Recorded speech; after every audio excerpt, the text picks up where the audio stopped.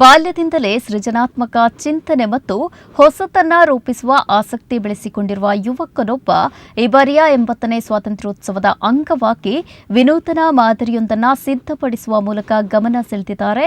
ಬಂಟ್ವಾಳದ ಬುಡೂಲಿ ಮಡಲ ನಿವಾಸಿ ರಜಾಕ್ ಅವರ ಪುತ್ರ ಮೊಹಮ್ಮದ್ ಅಫೀಲ್ ಈ ಸೃಜನಶೀಲ ಪ್ರಯತ್ನ ನಡೆಸಿದ ಯುವಕ.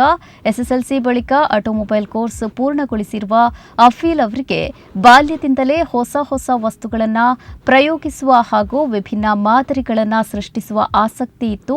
ಈ ಬಾರಿ ಸ್ವಾತಂತ್ರ್ಯೋತ್ಸವದ ಅಂಗವಾಗಿ ತಮ್ಮ ಕಲ್ಪನೆಗೆ ತಾಂತ್ರಿಕ ರೂಪ ನೀಡಿರುವ ಅವರು motor, battery, regulator, foam plug ಹಾಗೂ ಫ್ಲಾಗ್ ಸೇರಿದಂತೆ ವಿವಿಧ ವಸ್ತುಗಳನ್ನು ಬಳಸಿ ಹೊಸ ಮಾದರಿಯನ್ನ ನಿರ್ಮಿಸಿದ್ದಾರೆ.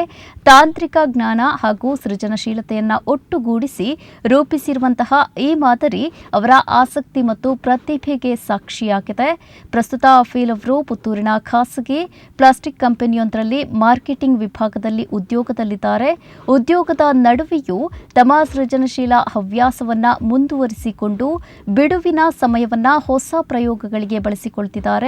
ಕೃತಕ ಬುದ್ಧಿಮತ್ತೆ ಮತ್ತು ಅತ್ಯಾಧುನಿಕ ತಂತ್ರಜ್ಞಾನದ ಯುಗದಲ್ಲಿ ಯುವ ಜನತೆ ಕೇವಲ ತಂತ್ರಜ್ಞಾನ ಬಳಸುವುದಷ್ಟೇ ಅಲ್ಲದೆ ಅದನ್ನು ತಮ್ಮ ಸೃಜನಶೀಲತೆಯೊಂದಿಗೆ ಬೆಸೆದು ಹೊಸ ಆವಿಷ್ಕಾರಗಳಿಗೆ ಮುಂದಾಗಬೇಕಿದೆ. ಅಫೀಲ್ ಅವರಂತಹ ಯುವ ಪ್ರತಿಭೆಗಳ ಕಲ್ಪನೆಗೆ ಸೂಕ್ತ ಪ್ರೋತ್ಸಾಹ ದೊರೆತರೆ ಮುಂದಿನ ದಿನಗಳಲ್ಲಿ ಇನ್ನಷ್ಟು ವಿನೂತನ ತಂತ್ರಜ್ಞಾನ ಮಾದರಿಗಳು ಹಾಗೂ ಆವಿಷ್ಕಾರಗಳು ಮೂಡಿಬರಬಹುದು.